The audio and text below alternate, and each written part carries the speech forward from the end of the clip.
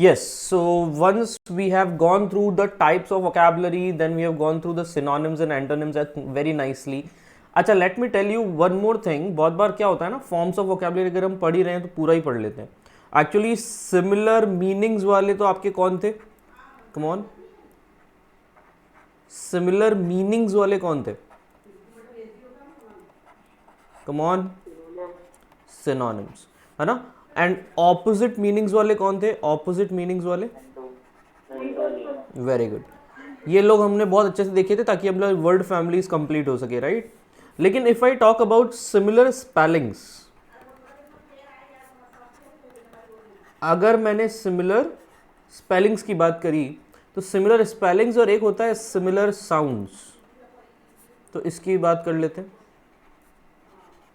Similar spellings and similar sounds. तो remember this, आपने एक आई गेस होमोनिम्स नाम की चीज सुनी होगी. सुना है? यस, होमोनिम्स बेसिकली स्पेलिंग्स लगभग सिमिलर ही होती है. आपको देखने में लगेगा दोनों एग्जैक्टली एक ही वर्ड्स हैं, जबकि उनके मीनिंग्स अलग अलग होते हैं. ऑल इज वेल या all is well, Aamir Khan ने क्या कहा था 3 इडियट्स में? ऑल इज वेल या all is well? Come on, all is well.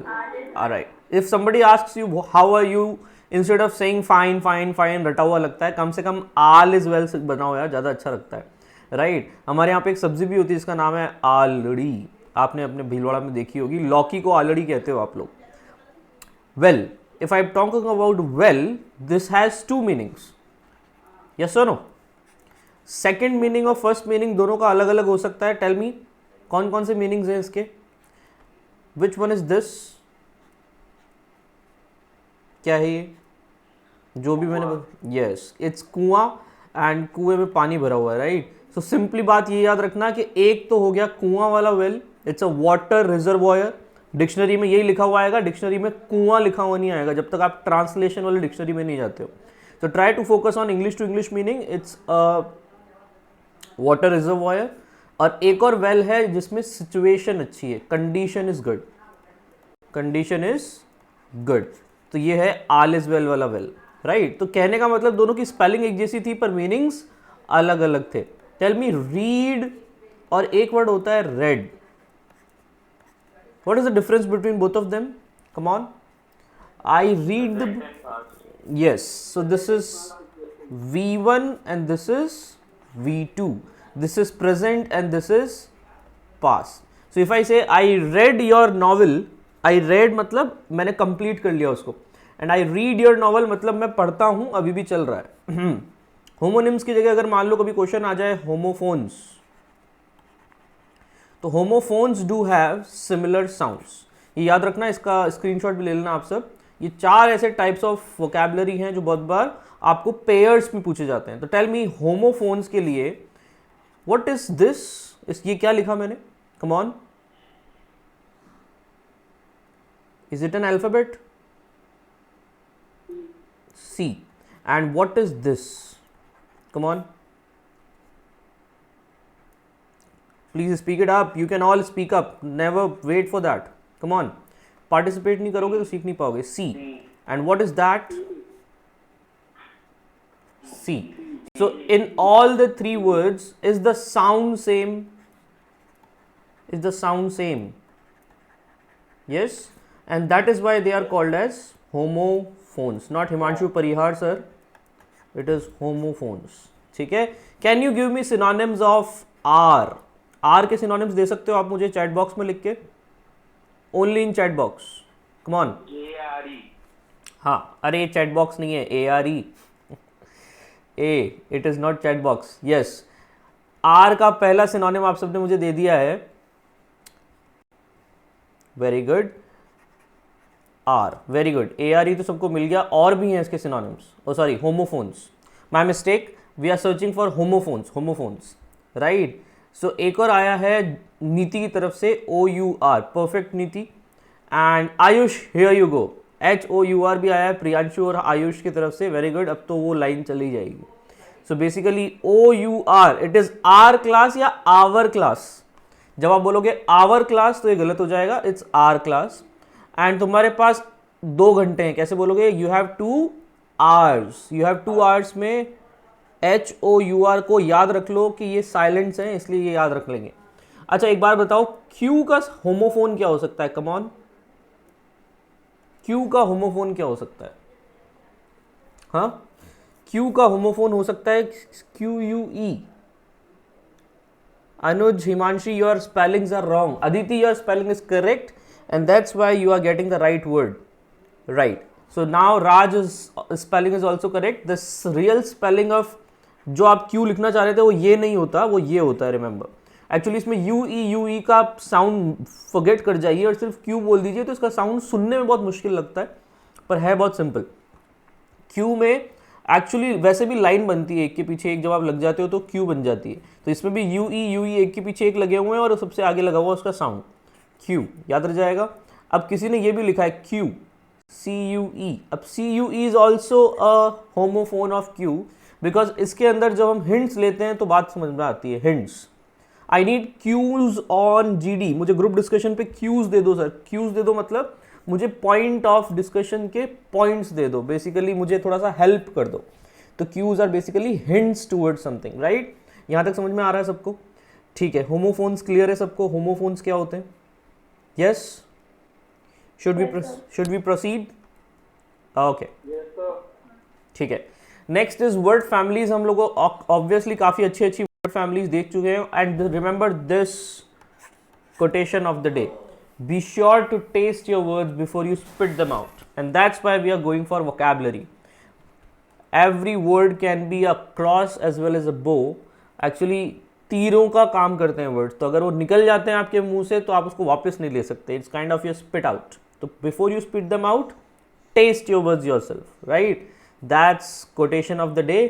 And let's continue. ये हम लोगों ने देख लिया था, इनफैक्ट आप लोगों ने बहुत अच्छे अच्छे वर्ड निकाल लिए थे इसमें। And let's talk about, in fact PRS is also done, I guess. Yes, PRS भी हो चुका है, और प्रीफिक्सेस भी थोड़े बहुत हमने देखे थे, सरकम वगैरह। ठीक है, जल्दी से मुझे बताएंगे आप सब, जल्दी से मुझे बताएंगे आप सब कि एक वर्ड होता है AM और PM, फुल फॉर्म्स क्या होते हैं? AM का फुल फॉर्म बताओ पहले, कम ऑन। What is? जितने भी स्टूडेंट्स बोल रहे हैं anti meridian and prime meridian, they all are wrong. I am sad to say that. हम लोग बड़े हो गए AM PM लिखते वक्त, पर अभी तक गूगल नहीं किया ढंग से कि AM PM का फुल फॉर्म क्या होता है। Yes, it's not prime meridian, it is post meridian. Prime meridian तो वो लाइन है जिसके लेफ्ट या राइट हम चेक करते हैं कि सन कहाँ है, राइट? बट जब वो राइट चला जाता है तो पोस्ट मेरिडियन, और लेफ्ट रह जाता है तो anti meridian is the wrong word. Aditya and Tanisha, आपने ढंग से सर्च नहीं किया इसको। Actually the word is ante meridian, it's not anti, it is ante. आप लोगों को इतना पता होना चाहिए कि एंटे और एंटी में डिफरेंस है। एंटे का मतलब होता है बिफोर, और एंटी का मतलब होता है अगेंस्ट इट।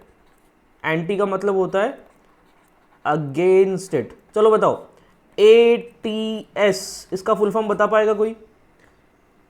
ATS आप लोगों ने अगर CID वगैरह देखा हो तो उसमें बहुत यूज होता है, या फिर स्पेशल ऑप्स, या फिर कोई भी क्रिमिनल सीरीज देखोगे तो ATS बहुत यूज होता है। Come on.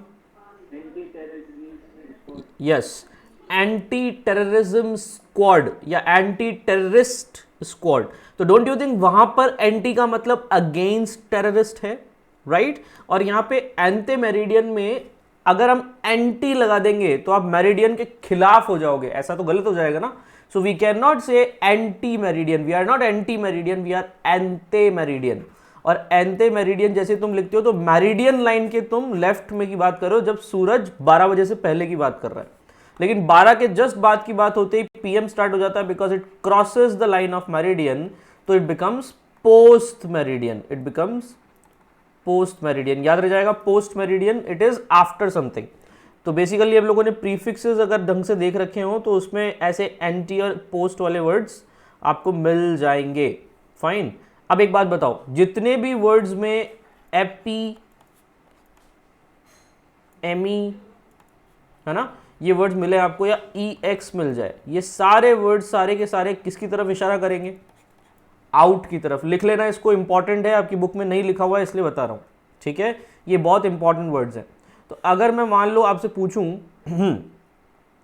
एपी, एमी और एक्स से पूछूं मैं आपसे कि यार इंपोर्ट का अपोजिट क्या होता है? कम ऑन, इंपोर्ट का अपोजिट क्या होता है? Very good, the word is export. Export, इसका मतलब अगर कभी आपके सामने ये वर्ड आ जाए तो एग्जाइल, एक्सपेल, एक्सोडस, तो इनके मीनिंग्स तुम खुद निकाल सकते हो। याद रखना इन सब के मीनिंग्स में कुछ ना कुछ आउट की बात होगी ही होगी, 100%, बिकॉज आपने वर्ड्स का मीनिंग गेस करना शुरू कर दिया रेदर देन रटने का। आपको रटना नहीं है, आपको गेस करना है। तो who will tell me exile का मीनिंग? अगर पता हो तो स्पीक इट अप, पता हो तो speak it up, otherwise I will help you, don't worry. Exile का मीनिंग कौन बताएगा exactly? Low exactly, sorry, get out of the country. Very good. Get out of not only a country but also can be a village, it can be a region. So region expelled मतलब देश निकाला, जिसको आप normal words में कहते हैं, वो एक स्टेट निकाला या गांव निकाला भी हो सकता है, पर कुल मिलाकर उनको रिजेक्ट कर दिया जाता है from the entire reason, that is called exiled, right? जब एक्साइल हो जाता है कोई आदमी तो उसको वहां से बर्खास्त कर दिया जाता है बिकॉज ऑफ सम क्राइम और सोशल कंडीशन लाइक दैट, है ना? बहुत सारे लोगों को गांव से बर्खास्त कर दिया गया था अभी कोरोना टाइम्स के अंदर बिकॉज उनकी फैमिली कोविड पॉजिटिव हो गई थी, तो एक्साइल कर दिया कि गांव से निकाल दिया उनको, राइट? एक्सपेल की बात करता हूं, हाँ, it's kind of banishment from a region, Akshat, from a region, right? Expel is also kind of a banishment but this is something more related to rusticate, more related to restigate. Expel is something like जानबूझ के बाहर निकाला है company से, not reason से but company से, organisation से बाहर निकाल दिया आपको, this is expel from that, ठीक है? एंड एक्सोडस कौन बताएगा? Who will tell me? ये इस पे हॉलीवुड मूवी बनी हुई है एक्सोडस, हॉलीवुड मूवी बनी हुई है एक्सोडस पे, कम ऑन, क्या होता है? कोई जगह से निकलना, is it that simple? Leaving a place, not in individually but in groups, because it's a mass move away from a place. You can say mass exports या mass fleeing away from a place. कहने का मतलब, इसको ऐसे याद रख लो, 10 मतलब 10, अगर 10 जने एक साथ x मतलब आउट जा रहे हैं, 10 जने एक साथ बाहर जा रहे हैं, तो उसका नाम क्या रख देते हैं हम लोग? एक्सोडस, नाम याद रह जाएगा। एक्सोडस इज, मान लो मिनिमम 10 जने अगर बाहर जा रहे हैं एक साथ तो दैट इज एक्सोडस। अब 1000 हो, 100 हो या लाखों हो, डजेंट मैटर, जब जब रेफ्यूजी क्राइसिस आता है, रेफ्यूजी क्राइसिस का नाम सुना होगा, यूरोप के अंदर चल रहा था अभी, रोहिंग्या मुसलमानों का चल रहा था from Bangladesh, so that is exodus. जब मास के अंदर सबके सब बाहर जाते हैं, दैट इज एक्सोडस, ठीक है? चलो आगे बढ़ते हैं। अभी दिल्ली छोड़ के बहुत सारे लेबर्स वापस बिहार नहीं जा रहे थे पैदल पैदल, आपने न्यूज में देखा होगा, दैट वाज एक्सोडस। दिल्ली छोड़ के सब एक साथ जा रहे थे, ठीक है? Mass departure, Aditya you are correct, बिल्कुल सही है। नेक्स्ट देखते हैं, ये तीनों वर्ड्स में आपने एक चीज नोटिस करी कि अगर हमको रियल मीनिंग नहीं भी पता होता तो भी हम ऑप्शंस में कोई ना कोई बाहर वाला वर्ड ढूंढकर उसको टिक कर देते हैं। ये बात समझ में आई? आप वर्ड्स का एग्जैक्ट मीनिंग निकालने के लिए वहां नहीं बैठे हो, आपको वर्ड्स का एग्जैक्ट नहीं निकालना है, अप्रोक्सीमेट मीनिंग निकालना है। Who will tell me the meaning of epicentre? Come on, epicentre का मीनिंग कौन बताएगा? सेंटर में तो इन सेंटर होता है my dear, no, yes, centre of earth नहीं है, सेंटर ऑफ अर्थ क्वेक है, very good. In centre, centre के अंदर होता है, सर्कल के अंदर होता है हमेशा, पर एपीसेंटर सर्कल के बाहर होता है। जो सर्कल आपने बनाया है उसके बाहर होता है। तो अर्थक्वेक की स्टार्टिंग कहीं और होती है और इंपैक्ट कहीं और होता है, रिमेंबर दैट। अर्थक्वेक के केस में जब साइक्लोन यहां बनता है पर इंपैक्ट कहां होता है? यहां, तो that is the epicentre of this earthquake. यही बात समझ में, इसको कहते हैं हम एपीसेंटर, ठीक है? यहां तक अगर बात समझ में आ गई होगी तो मैक्सिमम क्वेश्चंस का आंसर आपको मिल चुका है। एक क्वेश्चन और बता दो, अगर कभी आपने नाम सुना हो इमिग्रेंट्स, नाम सुना है सबने? इमिग्रेंट, है ना? तो इमिग्रेंट का ऑपोजिट क्या होता है? Who will tell me? Immigrant का opposite, opposite emigrants, very good. तो it's basically if I talk about emigrants जो होते हैं वो कंट्री से बाहर जाएंगे कि अंदर आएंगे, कम ऑन, बाहर जाएंगे, बिल्कुल सही बात है ना। एमिग्रेंट्स कंट्री के बाहर जाएंगे और इमिग्रेंट्स कंट्री के अंदर आएंगे, बिल्कुल सही। तो एनआरआई कौन से केस में आते हैं, एनआरआई कौन सा केस में आएगा? बिल्कुल, एनआरआई का मतलब यही है, नॉन रेजिडेंशियल इंडियंस। तो है तो वो इंडियंस पर रहते बाहर है, तो अगर वो इंडियन है और रहते बाहर है तो वो क्या बन गया, एमिग्रेंट्स, एमिग्रेंट्स, राइट। लेकिन अभी एक सिटीजनशिप अमेंडमेंट बिल आया था, आपको याद होगा, सिटीजनशिप अमेंडमेंट बिल, CAB, अब CA एक्ट बन गया वो, सिटीजनशिप अमेंडमेंट एक्ट, जिसपे काफी कंट्रोवर्सी भी हुई थी last year, right, last year, even Shaheen Bagh वाला केस भी उससे रिलेटेड है। तो सिटीजनशिप अमेंडमेंट एक्ट से रिलेटेड जो बातें हो रही थी वो एमिग्रेंट्स के लिए नहीं हो रही थी, वो इंडिया के इमिग्रेंट्स के लिए हो रही थी। ये बात समझ में आई? We were talking about immigrants to India rather than emigrants of India. यहां तक क्लियर है? ठीक है, यहां तक कोई प्रॉब्लम? ठीक।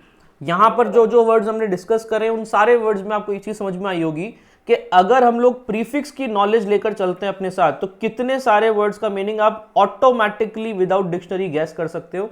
एग्जाम्स में obviously you don't have dictionary, that's why we are focusing like this. ठीक है, इसका स्क्रीनशॉट ले लेना जब आपको वीडियो मिलेगा। इनफैक्ट आपको वीडियो नहीं मिलेगा, शायद आपको पुराने वीडियोज ही मिल रहे होंगे, उसमें भी बहुत अच्छे अच्छे वर्ड्स में डिस्कस कर रहा हूं। अभी इसका स्क्रीनशॉट ले लो, quickly take a screenshot of it so that we can continue. इसको नोटबुक में लिखना है आप सबको। Have you a pen and a paper when you are attending the class? Do you always have a pen and paper? Yes. तो कुछ important चीजें बताता हूं तो हाथों हाथ लिखते रहा करो, राइट? भूल जाओगे वरना, we are not super humans, right? That's the reason. ठीक है, ये सारे वर्ड्स हम लोगों ने चलो देख लिए। अच्छा एक बात बताओ, आप लोगों ने मैक्रो इकोनॉमिक्स देखी होगी, दैट इज बिग, तो इसका ऑपोजिट क्या होता है? Micro economics, very good. तो micro is always mini and mini is always nano and nano is always small. Yes और नो? तो नैनो टेक्नोलॉजी भी छोटी होगी, मिनी कार भी छोटी होगी और माइक्रो तो होता ही है छोटा। माइक्रोस्कोप इसलिए तो कहते हैं उसको, राइट? इफ यू रिमेंबर हम लोगों ने टेलीस्कोप मतलब टेले पढ़ रखा है, तो टेलीस्कोप तुम बता सकते हो? कम ऑन, यस, टू सी फार, बिल्कुल सही बात है। स्कोप का मतलब टू सी एंड टेले का मतलब क्या बताया था? फार। तो टेलीफोन वगैरह हमने पढ़ रखा है, राइट? अच्छा, इंटर और इंट्रा में डिफरेंस समझना। Inter school competition, inter school competition में स्कूल्स पार्टिसिपेट करेगी या हाउस पार्टिसिपेट करेगा? Tell me. अगर इंट्रा स्कूल कंपटीशन होगा तो हाउसेस पार्टिसिपेट करेंगे, ठीक है, और इंटर स्कूल कंपटीशन में स्कूल्स पार्टिसिपेट करेगी। Remember this. मेरी बात समझ में आ रही है सबको? इंटर मतलब अक्रॉस स्कूल्स एंड इंट्रा मतलब विद इन स्कूल। ये बात क्लियर है क्या सबको? यहां पे जो लिखा हुआ है अगर ढंग से पढ़ लोगे तो तुम्हारे राम राज्य स्थापित हो जाएगा तुम्हारी वोकैबुलरी में, राइट? तो probably you will enjoy this dictionary of prefixes and root words when you apply them in your advanced English or advanced dictionary, right? चलो यहां तक क्लियर हुआ सबको, तो आगे बढ़ते हैं। यस, ये एक छोटी सी एक्टिविटी दे रखी है, जल्दी से इसके कुछ आंसर्स दे दो। कम ऑन, क्वेश्चन नंबर 4, 8 और 10 और 6, इसके आंसर्स तुम्हें एक ही सीरीज में चैट बॉक्स में लिख के देने हैं। कम ऑन, चैट बॉक्स में ऐसे लिखना 4, 6, 8, 10 की जगह इनके आंसर्स, दैट्स इट। इनके आंसर्स लिख के दो मुझे। ऊपर ऑप्शंस दे रखे हैं, you can guess the right option. Come on, try it. Shrey, I said एक ही बॉक्स में, एक ही मैसेज में चारों आंसर्स चाहिए, एक ही मैसेज बॉक्स में चारों आंसर्स चाहिए। कम ऑन,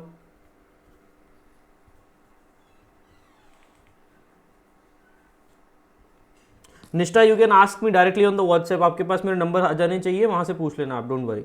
जो भी एक्स्ट्रा पूछना है I let you know on the WhatsApp as well. यहाँ पे काफी सारे स्टूडेंट्स हमको एक साथ पढ़ रहे हैं ना, 100+ स्टूडेंट्स हैं, दैट्स द रीजन। चलो,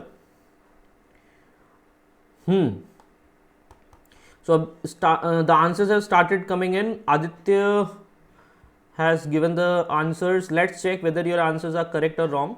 I'm not checking your answers, you just write them down and we'll check it once I give you the right answers. ठीक है?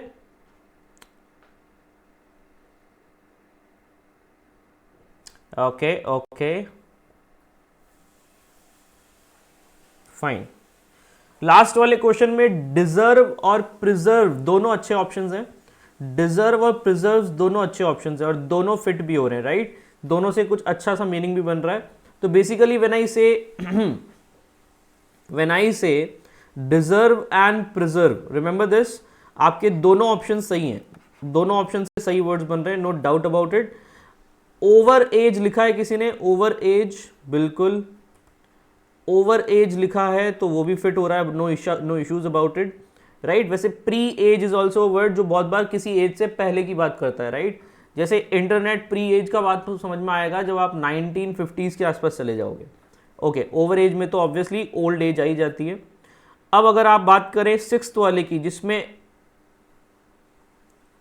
आप लोगों ने लिखा है ओवर एक्ट, ओवर एक्टिंग कर रहा है, ओवर एक्टिंग कर रहा है. आपने बहुत बार सलमान खान के लिए बोला होगा राधे के अंदर, ओवर एक्टिंग कर रहा है, राइट? ठीक है. वैसे how many people have wasted the time through watching that? Please don't. हाँ, तो मत करना अपना टाइम वेस्ट, है ना? अपनी पढ़ाई ज़्यादा अच्छी है उससे. तो over act is number 6. And anti social किसी ने लिखा है, एंटी सोशल, ठीक है. Sorry, pre act may be, I am not sure about it because ऐसा कोई वर्ड इतना यूज होता नहीं है ना? पॉसिबली एक बार डिक्शनरी में चेक करना इसका भी कोई मीनिंग आ रहा है कि नहीं. बाकी ओवर तो ऑब्वियसली सबसे अच्छा आंसर दिख रहा है. तो पहले हम ईजिएस्ट पे जाएंगे, पहले हम उस पे जाएंगे जो ज़्यादातर हमने सुन रखा है, then will go for that one जो हमने बहुत रेयरली सुन रखा है. ठीक है, यहाँ तक सबको समझ में आ गया होगा कि आपके आंसर्स परफेक्ट हैं. तो इनको सही प्रीफिक्सेस को फिट करके आप लोग आंसर्स निकाल सकते थे. अच्छा, कोड के लिए क्या बनाओगे? कोड के लिए कम ऑन, एक तो होता है D code. Very good. D code करने का मतलब उसको डीक्रिप्ट करना, डीक्रिप्ट करना. डी कोड मतलब डीक्रिप्ट करना. देखो, कोड को क्रिप्ट भी कहते हैं तो डी कोड को डीक्रिप्ट कहते हैं. इफ यू रिमेंबर, ये हमने कहीं ना कहीं यूज किया था. कहाँ यूज किया था, रिमेंबर? अच्छा, अभी तक आपने कम्युनिकेशन चैप्टर नहीं पढ़ा, डोंट वरी, कम्युनिकेशन में आएगा, ये कम्युनिकेशन में आएगा, है ना? कम्युनिकेशन साइकिल पढ़ाऊंगा, उसमें आएगा. अच्छा, टेल मी, डी कोड का और डीक्रिप्ट का ऑपोजिट क्या होता है? Come on. Encrypt. Very good. Encrypt और encode. Very good. Encode, encrypt, encode. तो यहां से बहुत इंपॉर्टेंट चीज बता रहा हूं मैं आप सबको, रिमेंबर दिस. एन मतलब होता है टू मेक समथिंग. एन मतलब टू मेक समथिंग. अगर एन मतलब है टू मेक समथिंग तो रिमेंबर दिस कि हम जब जब एन को प्रीफिक्स या इसको सफिक्स की तरह भी यूज करते हैं, दोनों तरीके में टू मेक वाला वर्ब ये क्रिएट कर देता है. जैसे code was just a noun, code was just code, password kind of that. पर डी कोड करने से आप पासवर्ड क्रैक कर देते हो और एन कोड करने से you create a password, you make a password. यहां तक क्लियर है? ठीक है. तो मुझे जल्दी से बताओ, वाइड, अगर कोई रोड ऑलरेडी चौड़ी है और उसको और चौड़ा कर रहे हो, है ना? द रोड इज वाइडेड या वाइडन्ड, क्या होना चाहिए? Widened. Very good. So widen means to make wide, yes और नो? अब लेस को और लेस कैसे कर सकते हैं? Let me know. लेस तो एडजेक्टिव है, इसको टू मेक लेस करना है. Yes, to make less, to make less, the word is lesson. To make less is the word lesson. Basically पूरा वर्ड आपको एक वर्ब लग रहा होगा. पहले एडजेक्टिव लग रहा था पर अब क्या लग रहा है? एक्शन. बिकॉज आप कोई चीज कम करते हो तो लेसन कर देते हो. अच्छा, याद रखना, LESSON अलग है, that is a chapter, and LESSEN is to make less. In fact आप लोगों ने अगर एक वर्ड सुना होगा पजल के लिए, पजल के लिए एक वर्ड आता है टेंगल. तो एनटेंगल करने से हम क्या कर देंगे? To make a puzzle, to make complex. Tangle तो पहले कॉम्प्लेक्स होता है, उसको और कॉम्प्लेक्स बनाना है तो वर्ड क्या बन जाएगा? To make complex. एनटेंगल. याद हो जाएगा सबको? चलो, एन कोड और एनक्रिप्ट भी यही समझ में आ गया होगा कि टू मेक अ कोड या to make a cryption is encode and encrypt. Fine. तो हम लोगों ने जितने भी वर्ड्स पढ़े हैं काफ़ी सारे समझ में आ गए हैं. अब जल्दी से इनके आंसर्स दे दो आप. Number 6, number 2 and number 10. Quick, I need your answers right now in the same chat. एक ही लाइन में आंसर्स चाहिए. Come on. या चलो पहले काम करते हैं, सेकंड वाले का आंसर टाइप करना शुरू करो. सेकंड वाले का आंसर टाइप करना. रिकंसिडर तनिष्क ने लिखा है. I think that you should dash your decision, it may be the best thing to do. तो रिकंसिडर मैक्सिमम स्टूडेंट्स ने लिखा this is the perfect answer for this blank. Very good. Reconsider, कोई doubt ही नहीं है. Question number 6 का answer, some TV shows are completely what dash for children, they must not watch them. Some TV shows are completely unsuitable for children. Very good. Unsuitable for children and they must not watch them. Can you name those TV shows which are unsuitable for children? Although I know you are grown-ups, you are not children, but still, आप लोगों को लगता है ऐसे कोई TV shows हैं that children must not watch? Roadies हो गया. अच्छा, और फिर तो तुम स्प्लिट्स वाला भी बोलोगे कि सर स्प्लिट्स वाला भी नहीं देखना चाहिए बच्चों को. फैशन टीवी, अच्छा. इज इट अ शो और अ चैनल? अभिनव, शो की बात चल रही है, शो की. बिग बॉस नहीं देखना चाहिए प्रियांशु को. अच्छा, प्रियांशु को बच्चों को नहीं दिखाना है, फिर ठीक है. तनीषा है सेइंग कि सर अच्छा कॉम्बिनेशन तो आंसर दे रहे हो, मैंने पूछा ही नहीं कॉम्बिनेशन. तनीषा कहाँ जा रहे हो आप? Just focus on what I am asking to you. Is there any show that you feel, Tanisha, can be harmful for children that they should not watch? अच्छा, क्राइम पेट्रोल एंड सीआईडी, इससे तो बच्चे और ज़्यादा aware हो जाते हैं ना, उनको उठा उठा के ले जाते हैं तो याद रखेंगे किसी से बिस्किट नहीं लेना, ये नहीं लेना, वो नहीं लेना. ठीक है. I think you are by the shoulder of children you are saying your own shows that you don't like. हाँ ठीक है, तुम लोगों को खुद को क्राइम पेट्रोल सीआईडी पसंद नहीं लग रहा है. सावधान इंडिया, ठीक है. ओके, अब तो लेडीज़ आ गई हैं उसकी जगह, जेंट्स की जगह जो आपको सावधान करती थी, राइट. तो थोड़ा सा पोलाइट बन गया है वो शो. You need a dash of motivation, organisation and revision to learn English. Come on, you need a combination. Very good, the right answer is combination. Very good, combination बिल्कुल सही आंसर है. You need a combination of motivation, organisation and revision to learn English, and that's the exact thing that we are doing in these classes. Chalo, that's the exact thing that we are doing in these classes. चलो आगे बढ़ते हैं. ठीक है. So words have a magical power. They can bring either the greatest happiness or the deepest despair. You agree with that? Do you agree with that? Yes or no? Yes, sir. Yes, sir. They can bring the greatest happiness for sure and deepest despair. Let me tell you all of you one thing. अभी corona के अंदर हमारी हालत कुछ इस प्रकार हो गई. The world is really revolutionarily evolving. हम लोग इवॉल्व हो रहे हैं अपनी हैबिट्स को लेके. तो आपको याद होगा वो ज़माने बहुत दूर चले गए अब, जब हम लोग इकट्ठे बैठकर अपने दोस्तों को फियरलेसली विजिट कर सकते थे, अपनी फैमिली वालों को फियरलेसली वेलकम कर सकते थे. पर अभी आपके घर पे कोई आएगा बाहर से तो 100% दिमाग में एक बार आता है कि ये कहाँ से कहाँ होकर आया है, इसके हाथ कितने गंदे होंगे, सैनिटाइज्ड कहाँ से होगा, ये नहाया भी है कि नहीं, इसके पास वायरस भी हो सकता है. तो दिमाग में बहुत सारे नेगेटिव थॉट्स आ रहे हैं. बिकॉज जब हम लोगों को पहले मिलना करता था तो अलग चीज़ थी, अब मिलेंगे तो अलग चीज़ है. सो मिलना तो भूल जाओ, मिलना तो भूल जाओ जब तक सब कुछ नॉर्मल नहीं होता है. Reports are saying that this will really take a long period, है ना. थर्ड वेव और सेकंड वेव का नहीं पता, पर लॉन्ग पीरियड जाने वाला है till everything comes back to the normal. So till then calling is the way to get connected, stay connected with the people you know and you care about, है ना. तो जो आप लोगों को वेल विशर्स लगते हैं, जो आपके गार्जियंस हैं, स्पेशली जो आपके फेवरेट पीपल हैं ऑन द अर्थ, आराम से उनको कॉल करो, बात करो, because that's the only way that you can connect with them. Use your video calls, use your audio call. This is the best time. No other time can be this much best to use this right now. Because मिलना भूल जाओ, आपको मिलना किसी भी हालत में नहीं है. आपको सिर्फ बात कर कर हमसे बातें करनी है. और ये सब कैसे कम्युनिकेट होगा? मिलते वक्त तो नॉन वर्बली भी यू कम्युनिकेट, बट बात करते वक्त ऑडियो कॉल में it's only about verbal communication. It's only verbal communication, right?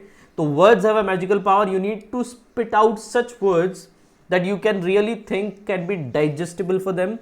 अगर किसी के साथ कुछ बहुत बुरी खबर हो जाती है, उसको कैसे डील करना है, उसकी डीपेस्ट डिस्पेयर में या ग्रेटेस्ट हैप्पीनेस में कैसे बात करनी है. इन दिनों मैं स्टेटस लगाता रहता हूँ ऐसी सिचुएशंस पे. Keep watching my status as well. आपको ज्ञान मिलता रहेगा स्टेटस पे, है ना. मेरे इंस्टाग्राम, व्हाट्सएप या फेसबुक के स्टेटस देखते रहा करो. You will get good knowledge out of it. ठीक है, सॉफ्ट स्किल्स वगैरह मिलती रहेगी. चलो आगे बढ़ते हैं. कॉनोटेशंस पे आज छोटी सी बात कर लेते हैं, देन हमारे पास 3 मोर टॉपिक्स बचेंगे कल के लिए. तो what is a connotation? Remember this. अगर आप किसी वर्ड का डेनोटेशन ले लेते हो, फॉर एग्जाम्पल अगर आप किसी वर्ड का ये वाला मीनिंग ले लेते हो, व्हाट इज दिस? रिच. अब रिच को आप वेल्दी कहोगे या नहीं कहोगे? जिसके पास पैसा ही पैसा होता है वो होता है रिच, या जिसके पास फिट एंड फाइन कैरेक्टर होता है वो होता है rich? Come on, who is wealthy और healthy? Come on. Yes, rich is wealthy. And if you talk about rich people, rich person, हमेशा आप wealthy आंसर ही जाओगे, क्योंकि wealthy का मतलब होता है एक डेनोटेशन है रिच का.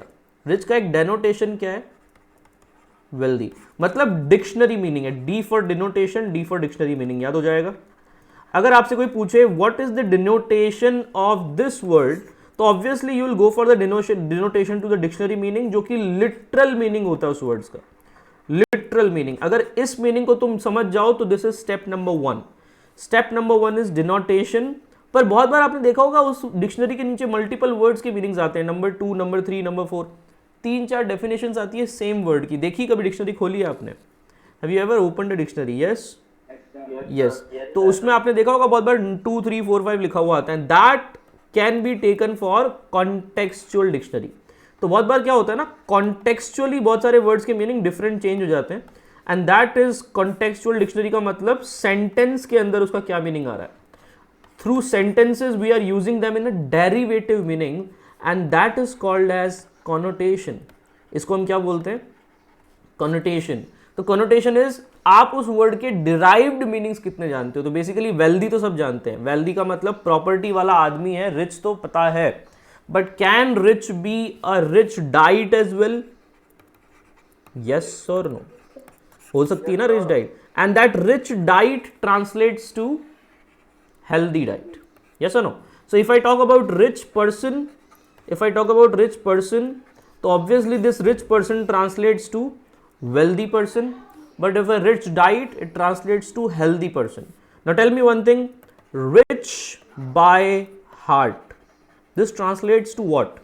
ये डिनोटेशन दे रहा है या कॉनोटेशन दे रहा है? Come on, connotation. And that is the third meaning of this word. इसका तीसरा मीनिंग आ रहा है इस बार. What is the meaning this time? Are we healthy by heart और wealthy by heart? We are neither wealthy nor healthy by heart. We are kind by heart. Yes, यहां पर रिच का मीनिंग क्या निकल रहा है? Sympathetic, generous, kind, charitable, right. And this kind of kind by heart, जैसे मान लो Bill Gates के लिए लिख रहे हैं कि Bill Gates is rich by heart, not only rich with pocket but rich by heart as well. तो ये हो गया आपका काइंड वाला word, and this kind is again a connotation, क्योंकि रियल मीनिंग्स तो ये है ही नहीं. जो रियल मीनिंग्स थे वो वहां पे रह गए. ये डिराइव्ड मीनिंग्स है. कॉनोटेशंस कौन से मीनिंग्स हो गए? Derived meanings, right. और ये डिक्शनरी मीनिंग्स कौन से होते हैं? Real meanings. These are the real meanings. वैसे आपको अगर रियल मीनिंग का टोन समझ में आ गया था, ये वेल्दी वर्ड पॉजिटिव टोन था, राइट. तो हेल्दी में भी देखो पॉजिटिव टोन है, और काइंड में भी कैसा है? पॉजिटिव टोन है. तो बेसिकली आपको पहले डिनोटेशन पता होना चाहिए, दैट्स फॉर श्योर. इसलिए हम आपको डिक्शनरी की आदत डलवाते हैं. पहले तुमको रियल मीनिंग पता हो, then you can take out the contextual meaning of that word through sentences easily. Easily से आप सेंटेंस में उसका पॉजिटिव कॉनोटेशन अगर शुरुआत में था तो मेंटेन करोगे पॉजिटिव कॉनोटेशन. अगर वो नेगेटिव कॉनोटेशन का था तो नेगेटिव कॉनोटेशन मेंटेन करोगे आप. ठीक है. कॉनोटेशन में एक और चीज समझ में आ जाएगी कि एक तो है डिराइव्ड मीनिंग्स. डिराइव्ड मीनिंग्स, पर डिराइव्ड मीनिंग्स इतनी जल्दी पकड़ में नहीं आते हैं, तो डिराइव्ड मीनिंग की जगह आप तो उनका टोन पकड़ लो बस. What is the real tone of that word? That is also the connotation of it. उसका टोन क्या है? That's it.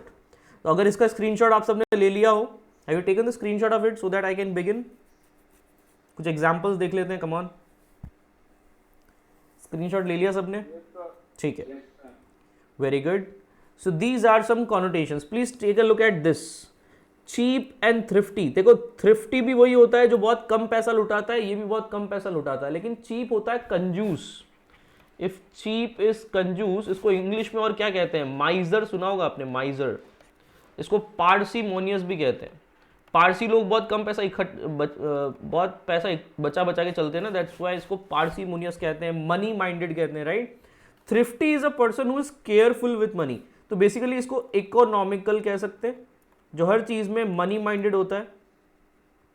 इकोनॉमिकल या मनी माइंडेड। अगर मनी माइंडेड होना एक गुनाह है तो ये बहुत अच्छा गुनाह है, बिकॉज आज के ज़माने में मनी माइंडेड होना बहुत ज़रूरी है। तो हर चीज़ में कैलकुलेटिव होते हो तुम, कि मुझे अगर पार्टी देनी है तो कितने लोग हैं आसपास, 10 जो लोग हैं, 10 लोगों में पार्टी दे पाऊंगा कि नहीं, मेरी पॉकेट अलाउ करेगी या नहीं, 5 का ही मेरे पास हिसाब है, तो 5 को भेज देता हूँ, फिर 5 को पार्टी दे दूंगा।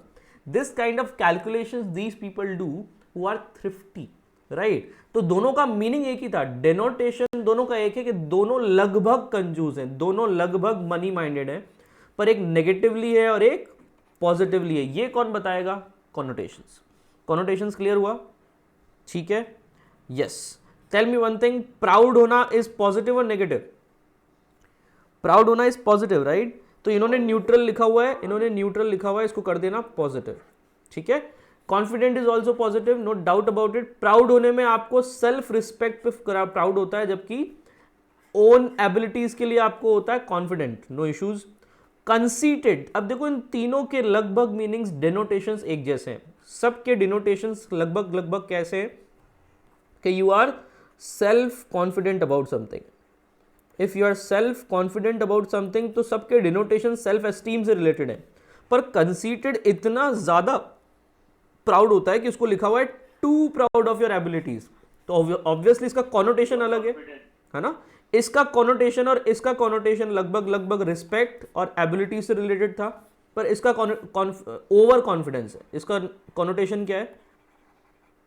ओवर कॉन्फिडेंस, हद से ज्यादा खुद पे प्राउड होना, and that's something serious crime, ये क्राइम जैसा हो गया।